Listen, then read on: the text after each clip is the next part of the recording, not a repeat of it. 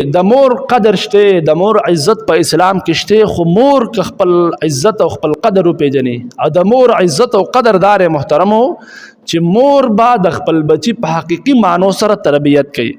د مور په خېټه چې څنګه حمل وزګېدو نو دی به د الله نه دعا کوي، پلار به هم دا دعا کوي چې ربه زما اولاد هغه نیکان جوړ کا، ربه زما اولاد نافرمانه ونه ګرځې.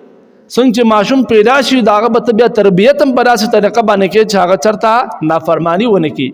ځکه ډېر خلک داسې دي چې هغوی دا ګیلې کوي وایي زموږ اولاد نافرمانه دی.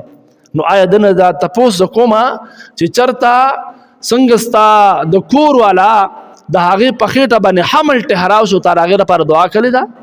الله ترې جوړلی دي چې ربه دا کم حمل دی ربه دې کې زما لپاره برکت وغورځوه او ربه نیک صالح پاکنامه نه راتلوي کا. نو علما وی دعا پکار ده. بیا وی چې کومه زنانه حامله شي هغه زنانه د ټولو نه زیات دا دعا کول پکار دي، اللهم لك الحمد ولك الشکر.